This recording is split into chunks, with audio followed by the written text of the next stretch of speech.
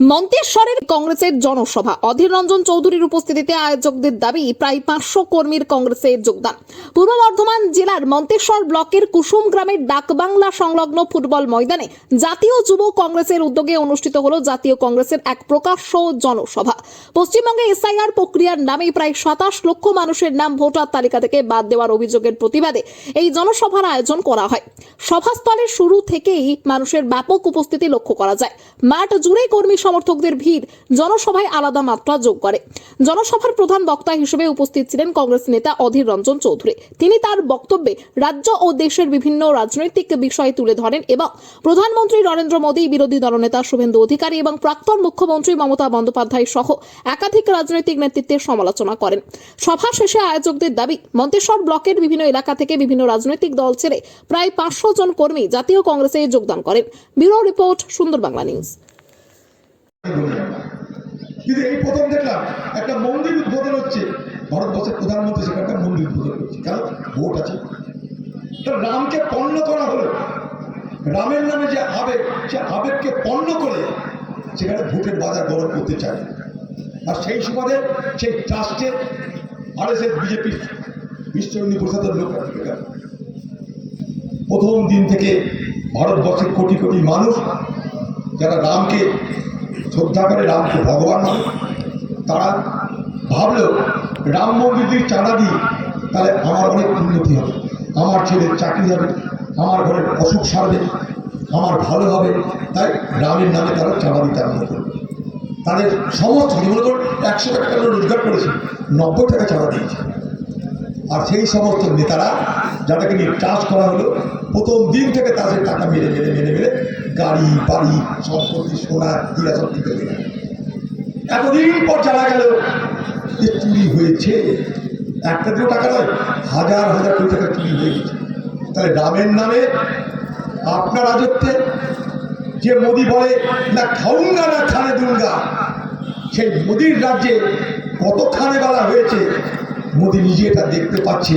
আমি যাদেরকে দায়িত্ব দিলাম তারাই খেয়ে নিল, যাকে তাকে খায়নি, রাম মন্দিরে চাঁদা খেয়ে নিচ্ছে, বুঝলে? তাহলে কোন সরকার, কোন রাজ্য, কোন রাষ্ট্রের প্রতি আস্থা রাখবে বলুন? আমি একজন হিন্দু,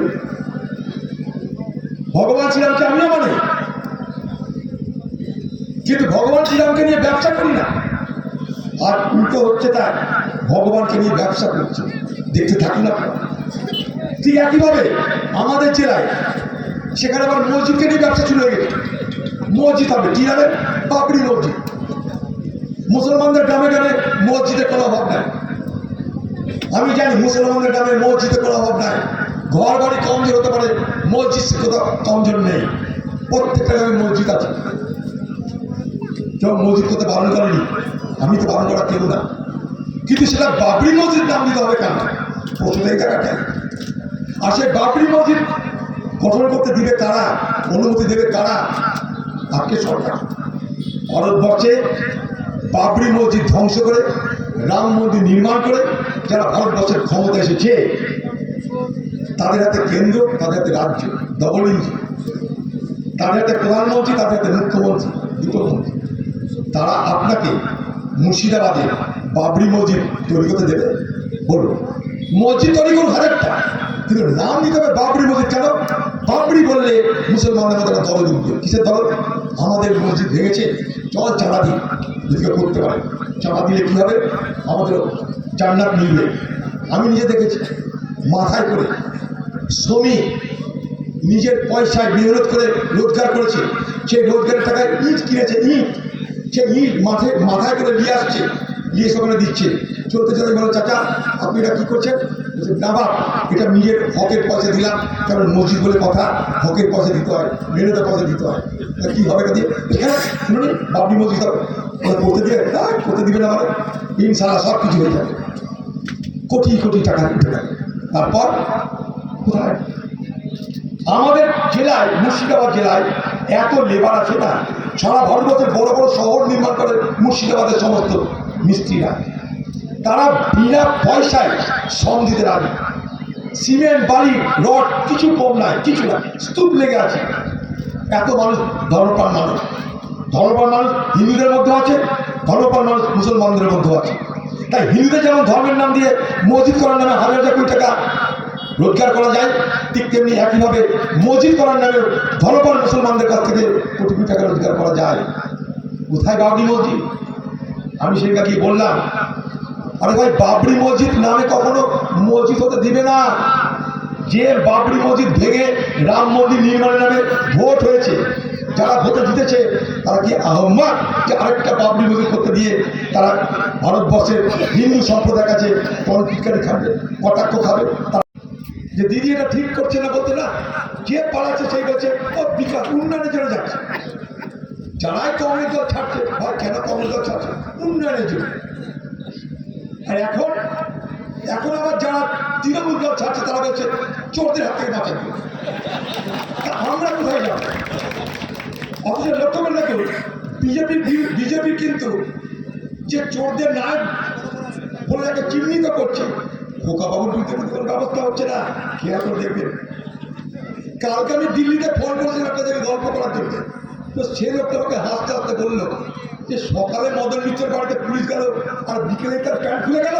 কালকেই বলছে অদ্ভুত ব্যাপার চলছে পশ্চিমবঙ্গে। তার আগে কত না বড় বড় কথা, যেই পুলিশ গেল, পুলিশ দরজাতেও পৌঁছায়নি, তার আগে প্যান্ট খুলে বিজেপিতে জয়েন করে গেছে। আমরা এরকম তো অন্ধভাবে কাউরি বিরোধিতা করি না, সমর্থনও করি না। কংগ্রেস পার্টি গঠনমূলক কথা বলে, আমাদের কোনো বিদ্বেষ নেই যে শিল্প যাতে না আসে। বাংলার জন্য যে শিল্প হয় ভালো লাগবে আমাদের, কিন্তু তার সঙ্গে সঙ্গে বাংলার সমাজ ব্যবস্থা, বাংলার সাম্প্রদায়িক সম্প্রীতি ঐক্য, এটাও তো আমাদের দেখতে হবে। শিল্প আসুক, তার সঙ্গে সম্প্রীতিও আসুক।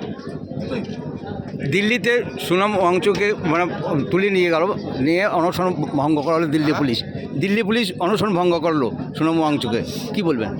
অনশন ভঙ্গ করেনি সুনাম ওয়াংচুক, অনশন ভঙ্গ করেনি, তাকে অনশন মঞ্চ থেকে উঠিয়ে নিয়ে হাসপাতালে জোর করে ভর্তি করেছে।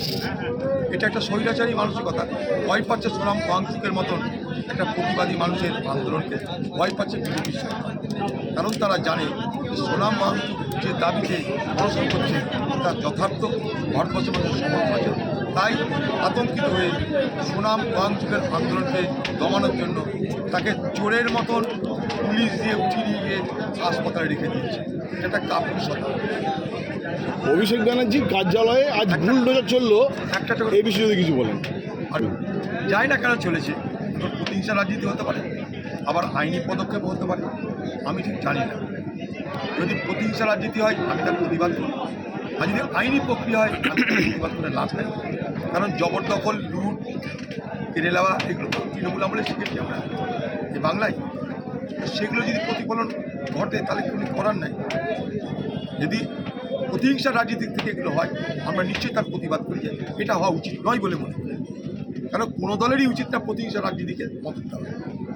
পশ্চিমবঙ্গে মমতা ব্যানার্জি ছিল, তখনও প্রতিহিংসা রাজনীতি করেছে, আমরা প্রতিবাদ করেছি। আর যদি বিজেপি প্রতিহিংসা রাজনীতি করে তখনও বিরোধিতা করেছি।